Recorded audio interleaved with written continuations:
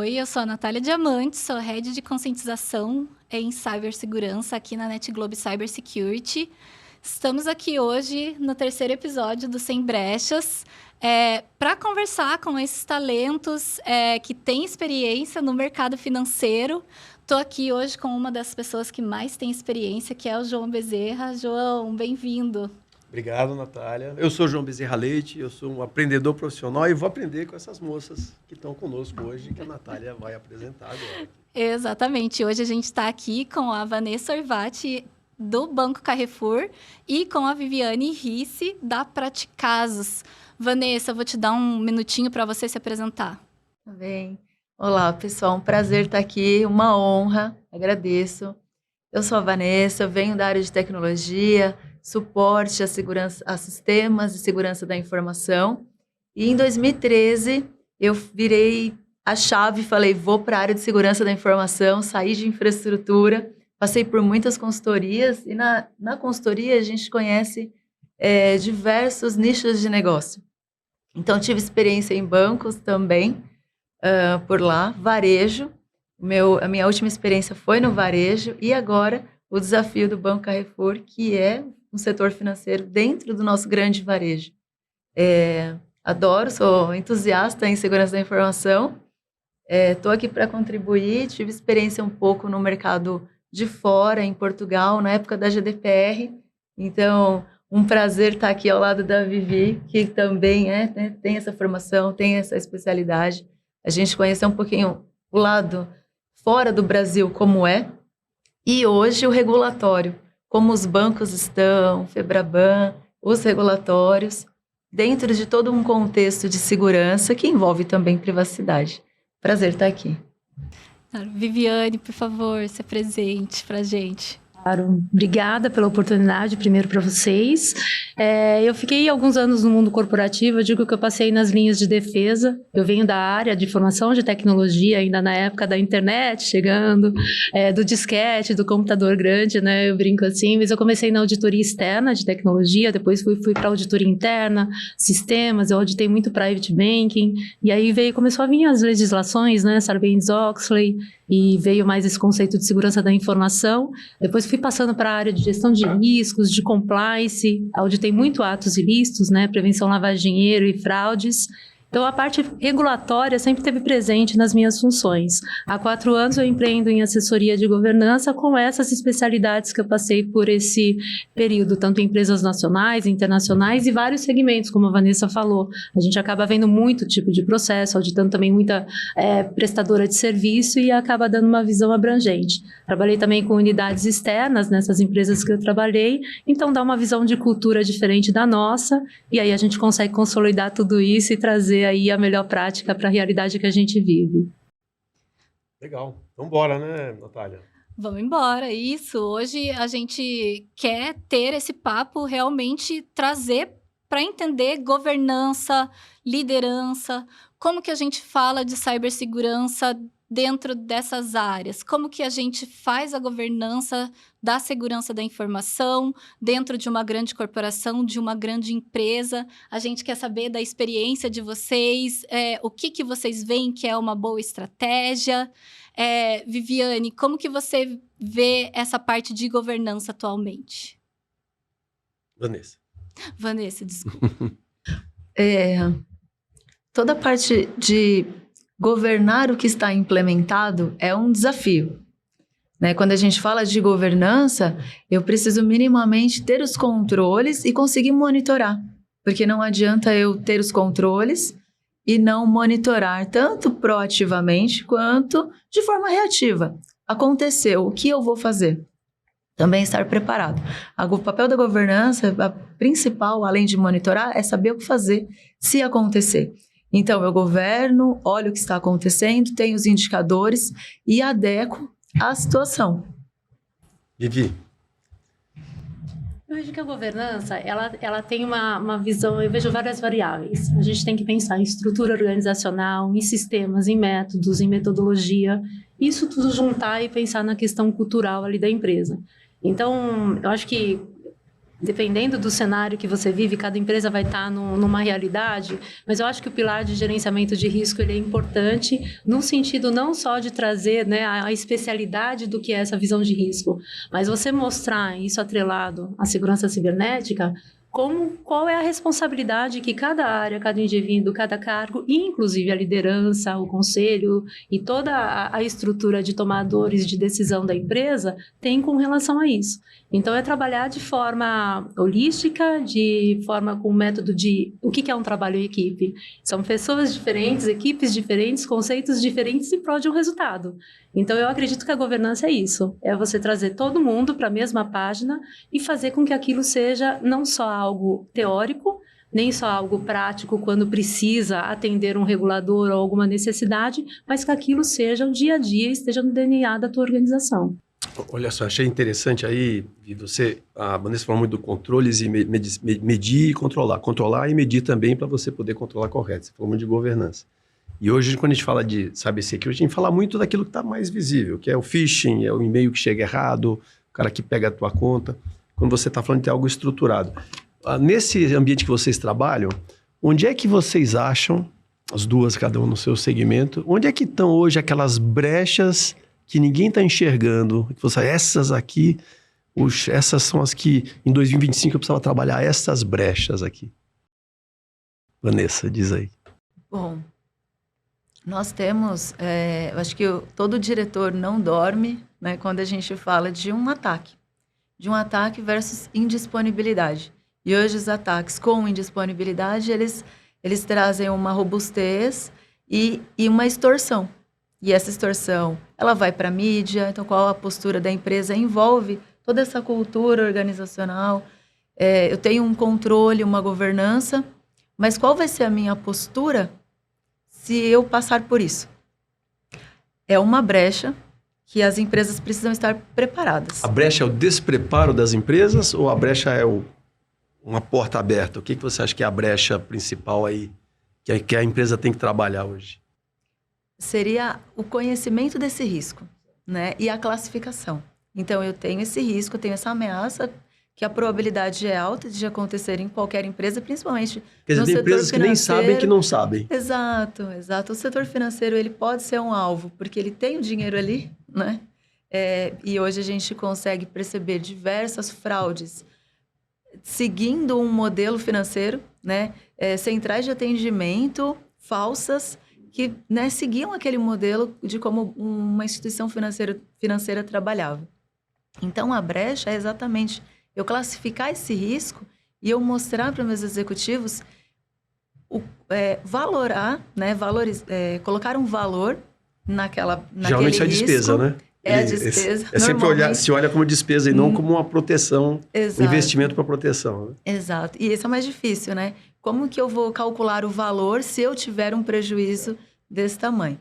Então, a brecha realmente é eu ter esse valor, traduzir num risco e estar preparado. O estar preparado é a cereja do bolo, mas é o que todo regulatório pede. Todo mundo precisa estar preparado. A gente tem N ISOs de processos, né, e regulatórios que pedem essa preparação.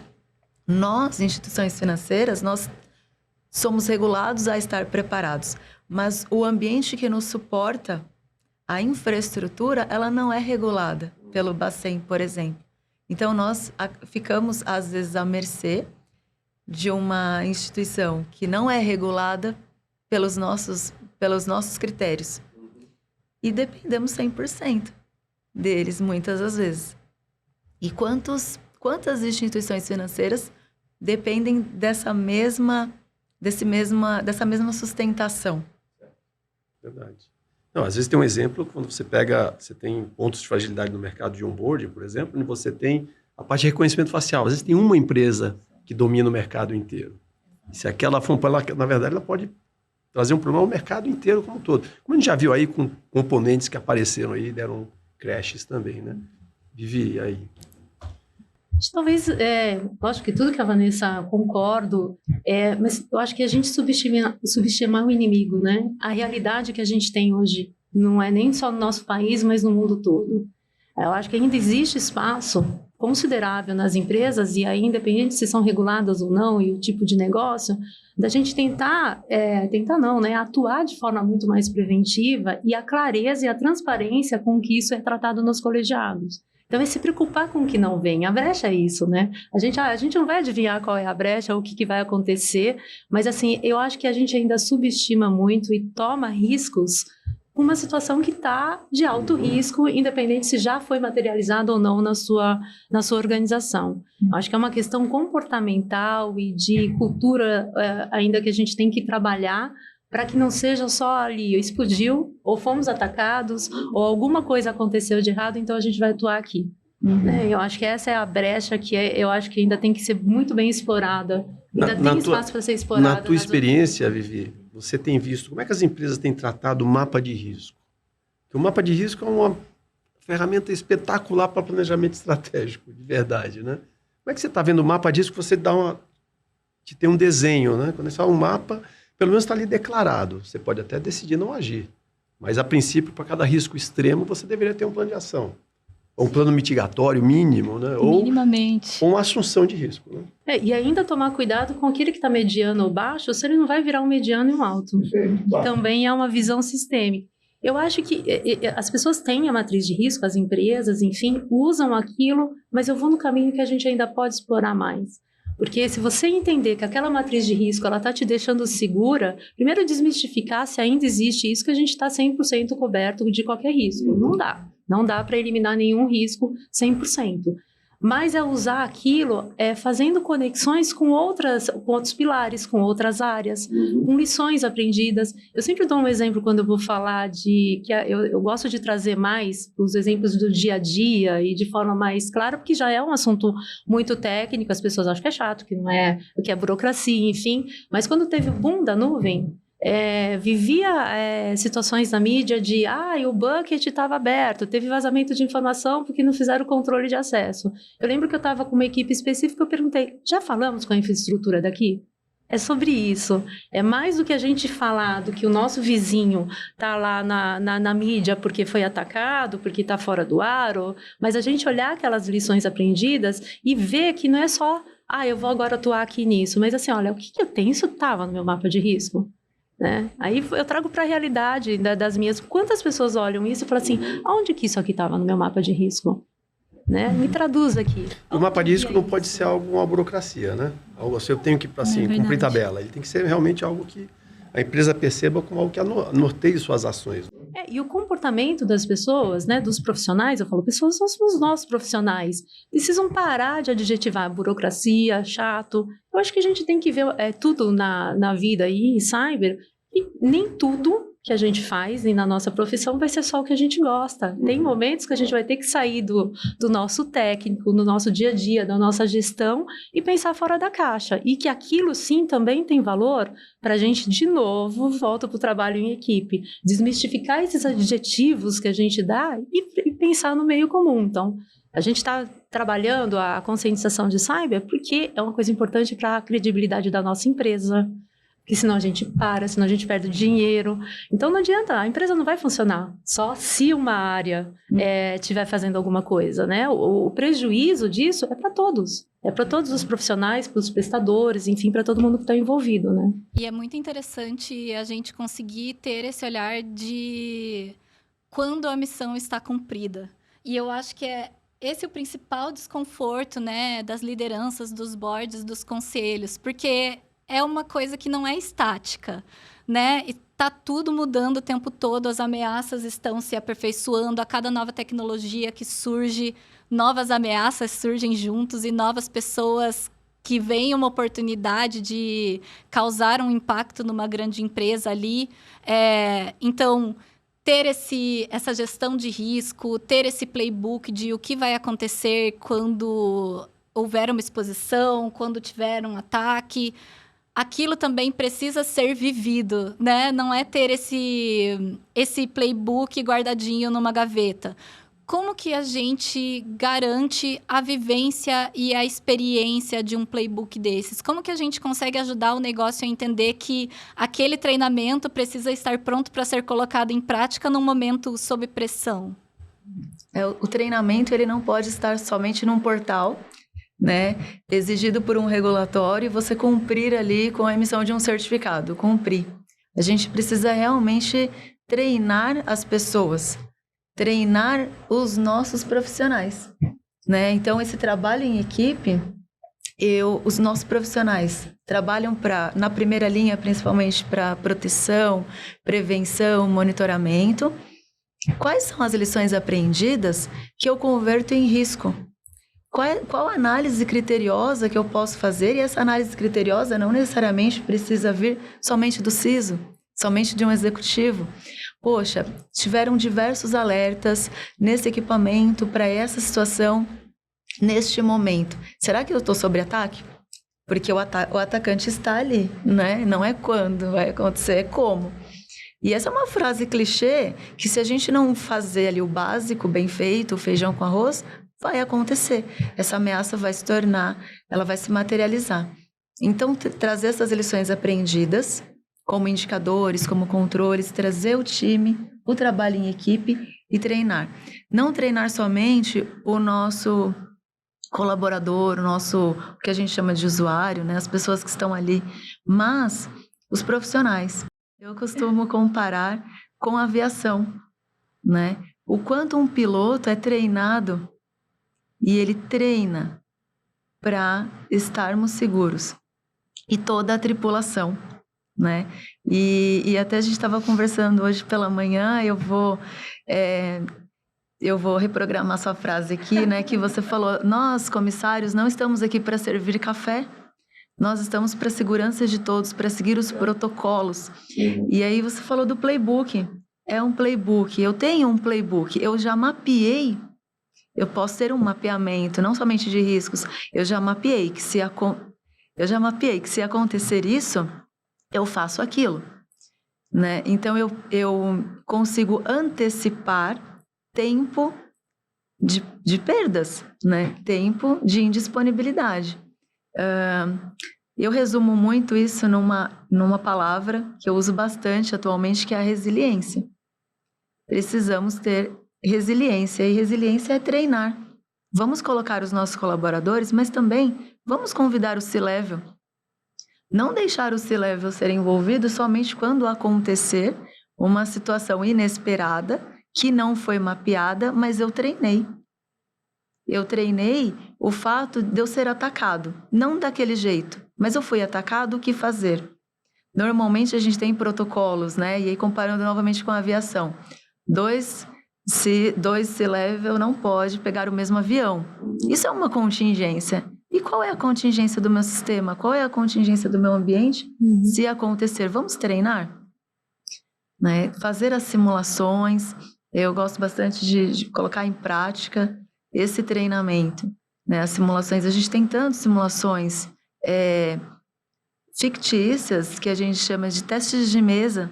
Senta todo mundo na mesa, assume o seu papel e questiona se acontecer isso em tal cenário, ambiente, sistema crítico, o que eu faço? E muitas das vezes a gente percebe que as respostas são liga para o meu gerente, liga para o CISO, liga para saber o que vai acontecer. Eu não tenho acesso, não está no playbook, ou eu não sei onde está o playbook. Eu acho que isso é o pior, né? A gente cria políticas, controles, e quando a gente faz essa pergunta simples, num exercício de teste, as pessoas não sabem onde está publicado. É o básico, né? Então, o treinamento, desde a pessoa saber onde está publicada uma informação que eu preciso buscar, até saber o que fazer. Na aviação, isso é muito claro, eles se controlam por tempo, são vidas. E na nossa área também, são vidas. Quantos e quantos sistemas estão no nosso ambiente hospitalar, né? Nos nossos sistemas prioritários do Brasil, né? Se acontecer algo em alguma empresa, o que fazer? A gente teve exemplos parciais, né? de crises, como a do Rio Grande do Sul, infelizmente, né? foram vidas ali, e as pessoas tiveram que se reinventar tecnologicamente. Como eu vou fazer, né? A comunicação, como eu vou dar continuidade para o meu negócio. A gente já percebeu que não dá para depender somente de seguradoras, né? Eu tenho um portão, eu tenho uma portaria 24 horas, eu tenho um carro blindado, o meu valor vai diminuir. Vamos trazer isso então para um ambiente de segurança. Eu tenho um duplo fator, mas eu treinei as pessoas para utilizarem, ou as pessoas estão tentando burlar com a justificativa de que isso está atrapalhando o meu trabalho, eu estou demorando para entregar. Eu acho que é a resiliência, essa é a chave. Você falou um negócio, Vanessa, muito interessante, que é a necessidade que a gente tem de segurança na concepção. Quando você fala de companhia aérea, a segurança está na concepção. Seja como a Natália falou, seja os comissários estão ali para garantir a segurança e, lógico, que dá a conveniência também. Conveniência, mas principalmente a segurança. Como é que vocês estão vendo aí, vivendo a tua experiência também, começando batendo a bola para você, como é que você está vendo essa preocupação das empresas terem segurança na concepção? Porque o CISO, por exemplo, ele é o cara que tem ali, ele tem como atribuição ser a linha de defesa, seja corretiva, seja preventiva, seja em arquitetura. Mas o líder como um todo, ou se leva, como você falou, ele tem que ter a noção dos riscos. Como é que você está vendo essa questão de security by design, né, como um todo? O by design, né, a concepção, ela tem que eu acho que existe mais abertura hoje para se fazer isso, mas o time ainda não é o legal, porque o que acontece? Ele tem que, o security by design, ele vai funcionar na tua avaliação preliminar de risco e fazer com que aquele produto já nasça com todos os controles de segurança ou serviço, se você colocar todo mundo na mesma página. E hoje ainda há um percentual grande de chegar assim, oi, tudo bem, 5 horas da tarde, eu preciso disso para amanhã, porque chegou agora. Você vai pegar a documentação e isso está acontecendo há um ano. Então, eu acho que o pessoal está correndo atrás de nascer mais desde tudo correto, com o mínimo de segurança possível e padronizado, desde a concepção, mas internamente, eu estou dando a minha visão, porque não adianta a gente, né, senão vira só a gaveta. A gente tem política e a coisa não acontece. Então, quando você vai procurar uma área de cyber ou segurança da informação, um termo que seja usado, ou área de compliance, de riscos, para fazer aquela avaliação daquele projeto, daquele serviço, ele tem que andar em paralelo.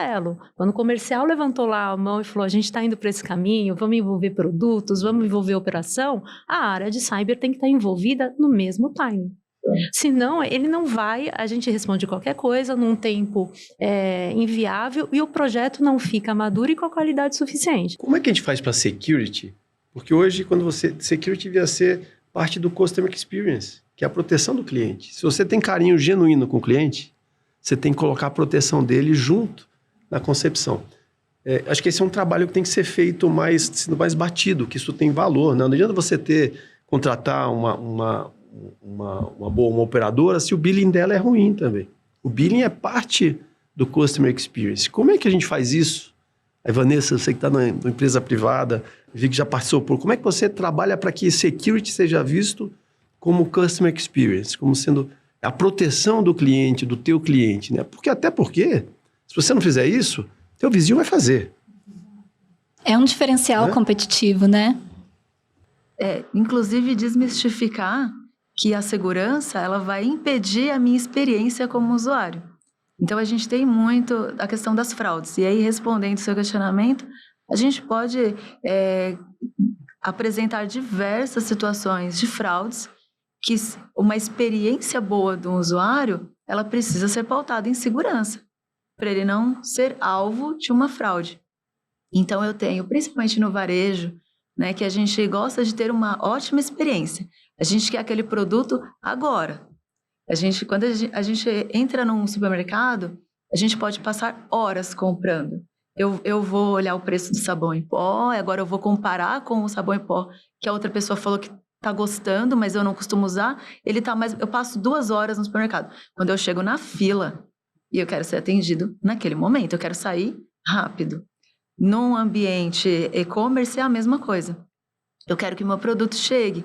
Então, eu vou ter toda uma experiência para saber se quem está comprando sou eu. Eu evitar qualquer tipo de fraude, né, de desvio, né, de situação. Então, eu me cadastrei, coloquei o meu CEP, mas hoje eu estou na casa do meu namorado. Eu quero que esse produto venha para cá. O time de fraudes já liga uma anteninha, né? peraí, por que você mudou o seu CEP? E aí começa uma solicitação de validação de experiência, de segurança. Deixa eu só validar se é você... não, olha só, já está atrapalhando aqui a minha experiência. Eu acho que o clichê realmente é a fraude. É a gente trazer isso à tona e falar, pessoal, a gente quer que vocês tenham uma excelente experiência. Comprem com a gente, façam as suas transações, vejam o que vocês querem de produtos, mas vamos garantir que é você mesmo. Porque os nossos fraudadores, e é incrivelmente que no Brasil, né, os nossos fraudadores eles são extremamente criativos, né? Diferente até de outras partes ali do mundo que a gente observa. Mas por que vocês fazem esses controles ou esses bloqueios? Porque aqui a gente já teve casos, inclusive, consumados, né? Mas olha que legal que você falou. Você imagina que quando você trata a segurança como proteção do cliente, como conveniência, você vai trazer outras ferramentas que não bloqueiem a experiência do cliente. Então, cada vez mais você está vendo mais avaliações de behavior, né, comportamentais, que não exigem que você tenha que interagir com o cliente e fazer essa sensação de que ele está tendo que dar uma parada para fazer Quanto mais você investir em tecnologia na concepção, porque a proteção deveria ser invisível. Né? Na hora que ela não é invisível, você impactou a experiência do cliente. Então, por isso que eu falo da segurança na concepção. Como é que a gente chega nisso, né? É tecnologia, é consciência, é o C-Level... É governança, é liderança? Como faz? Eu entendo que é um pouco de tudo, mas o educacional tem que ser feito dentro de casa para que isso seja transparente para o cliente.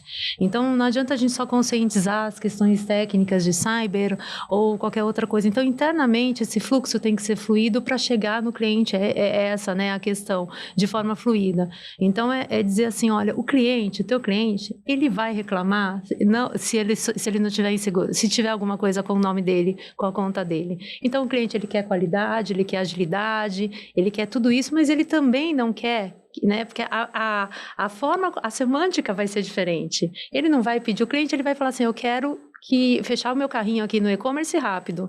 Mas se a gente desviar e ele for fraudado e não for pro lugar, não for para, né, ele não receber, ele vai reclamar. Então, esse tipo de cases que a gente faz para uma autenticação multifator, para uma venda, a gente comemora compras de empresas, a gente comemora o faturamento da empresa, mas a gente não comemora que a gente não foi hackeado e que a gente não ficou fora do ambiente operacional. Né? A gente, na verdade, às vezes, eu vi que ano passado teve muita gente, principalmente no LinkedIn, que falava, olha, a empresa tal foi hackeada, como se fosse assim, olha, um bem feito, eu avisei, como se comemorando um crime no seu concorrente. Isso não é concorrência.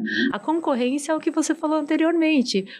O cliente ter uma experiência boa, de qualidade, de fluxo fluido e de agilidade com segurança.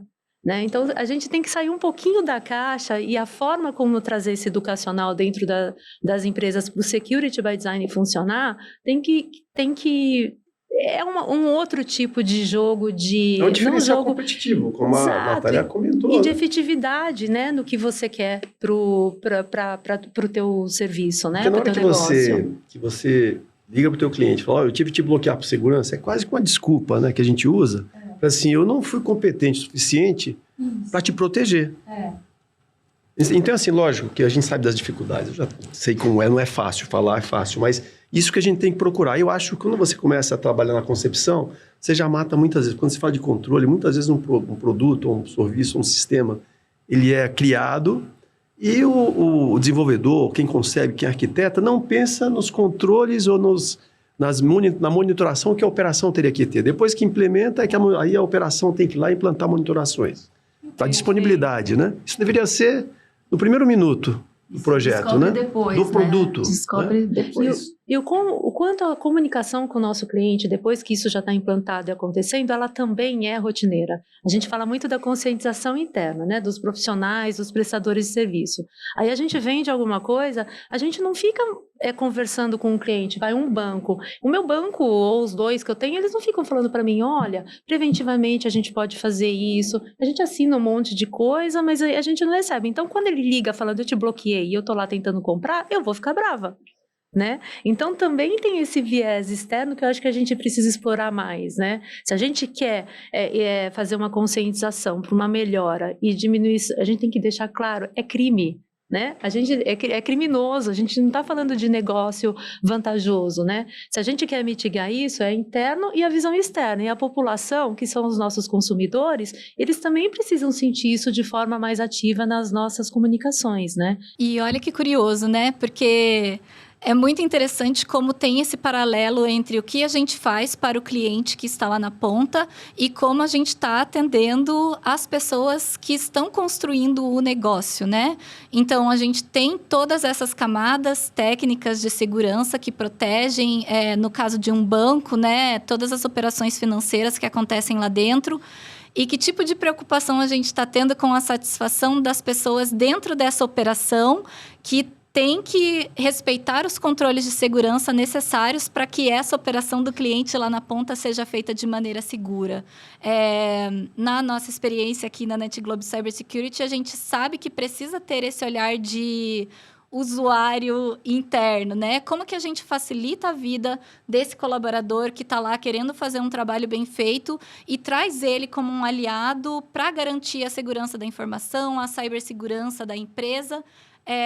A minha pergunta é assim, como que a gente faz uma governança proativa e não se contenta com apenas, beleza, temos aqui o passo a passo, como que a gente traz isso para o dia a dia, como que a gente conversa sobre esse tema com os colaboradores que são essa camada super importante de segurança dentro do que a gente está tentando construir, Vivi?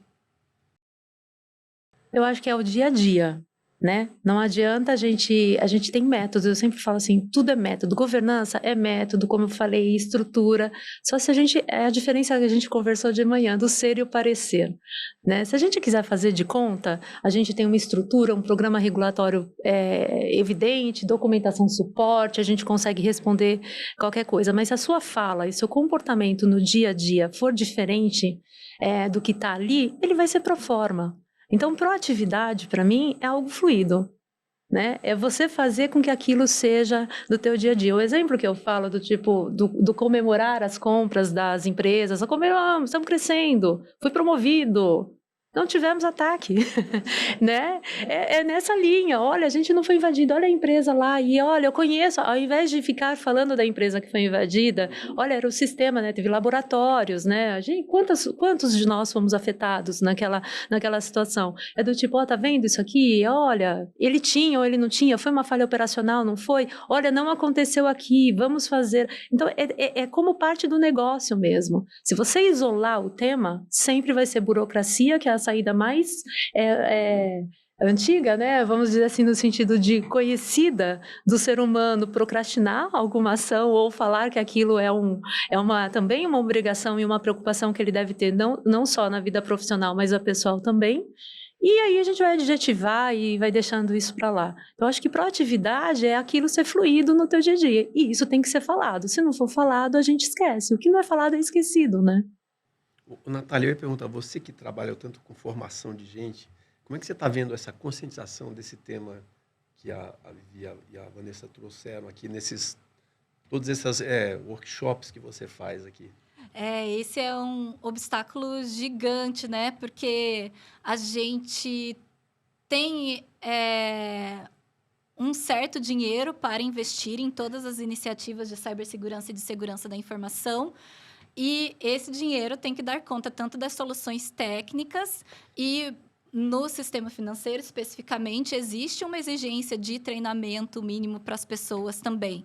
Mas sinto que ainda existe uma timidez de investimento, de acreditar, de investir nesse capital humano. Mas eu sempre trago para a coletividade. Porque em toda ponta, em toda área da empresa, vai ter uma pessoa. E se essa pessoa estiver conscientizada o suficiente, essa pessoa consegue barrar um ataque. Essa pessoa consegue ser quem vai levantar a mão e falar, gente, aconteceu uma coisa estranha aqui. Então, como que a gente prepara essa pessoa para conhecer e e se sentir à vontade, né, de dar esse aviso, não ficar com medo de ter alguma repercussão. Acho que muito disso vem de conscientização das lideranças, dos boards, dos conselhos, para que eles tragam esse walk the talk, para que eles mostrem que o negócio é a segurança, né? A segurança não é apenas uma área dentro de toda essa estrutura.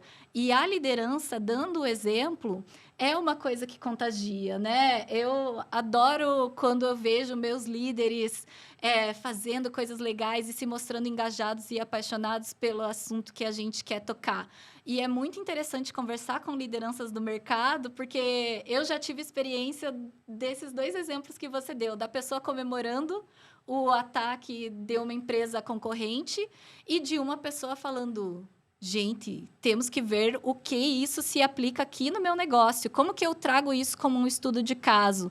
Como que eu sou proativo em ver o que essa ameaça causou de estrago nesse colega e como que eu trago esse aprendizado para o meu negócio e aplico e atualizo os meus playbooks e tenho um olhar de gestão de risco mais certo a partir desse aprendizado que foi coletivo dentro de um sistema tão interconectado quanto são, né, os bancos aqui no Brasil.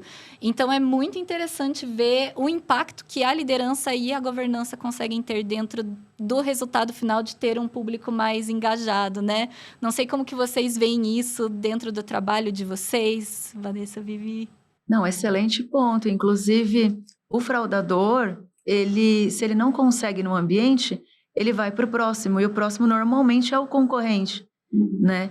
Então, precisa de uma sinergia, sim, de uma parceria com todos. Nós, instituições, temos a FEBRABAN, nós conseguimos caminhar juntos, né? Ter os fóruns, somos abertos à discussão, né? O varejo tem comunidades, porque o fraudador, ele vai tentar, em um não vai conseguir, ele vai usar a mesma técnica no outro, e se o outro não tiver com os controles implementados... Esse trabalho de comunidades na indústria, acho que é um trabalho super importante, né? Excelente. E precisa ter, né?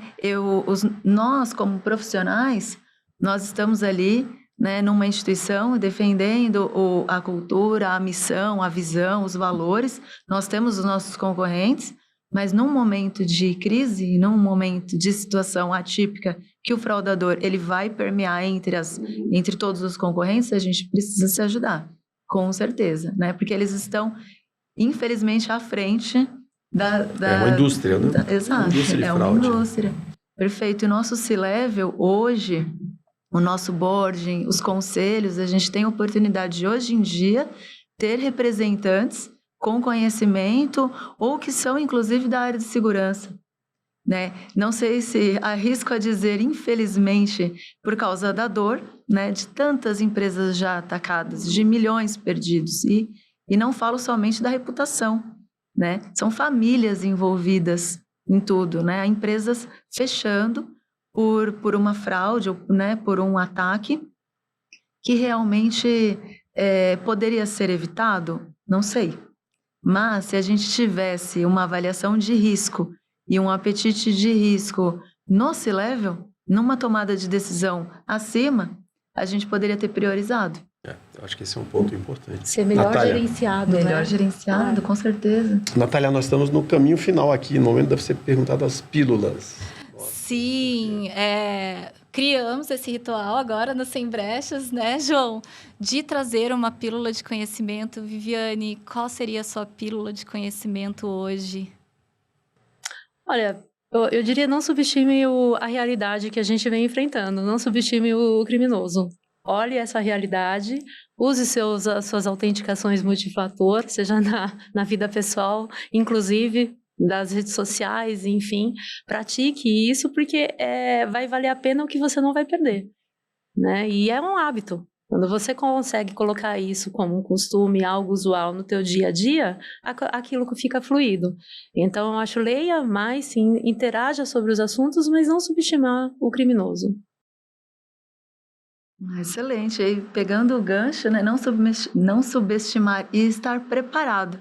Então, no nosso bate-papo aqui e na minha proposta, realmente é ser resiliente, né, testar e estar preparado.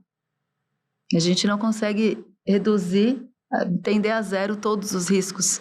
Então, estar preparado para os riscos é a chave.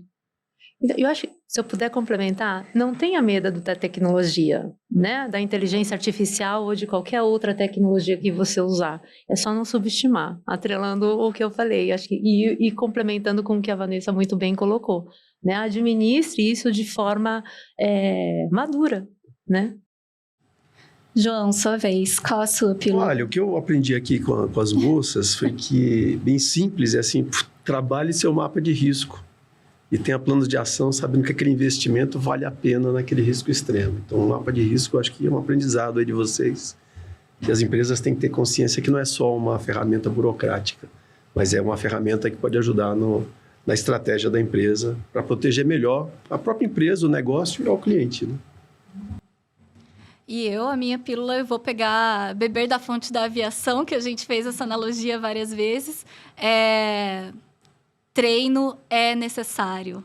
Não adianta ter o playbook se você não sabe como executá-lo. Se você não treinou, se você não viveu aquela experiência, nem que seja de mentirinha, né? Se colocou nessa situação de desconforto, de ter que ter um treinamento de emergência, faça isso urgentemente, porque senão, quando chegar na hora, a coisa não vai sair. Treinamento é um hábito, ter segurança é um hábito, e a gente precisa fazer isso o tempo todo, todos os dias, em todas as nossas interações com a tecnologia. Eu gosto muito dessa sua analogia aí, Natália. Gente, muito obrigada por participarem aqui do programa. Obrigada, venham mais vezes. A gente vai continuar convidando vocês e acompanhando a carreira de vocês também, profissionais tão talentosos do mercado. Obrigada a todo mundo que acompanhou o episódio e a gente se vê na próxima. Né, Muito João? bom, legal. Obrigado, moças. Obrigado, Natália. Obrigada. Adorei. Eu que agradeço. Obrigada, gente. Obrigada.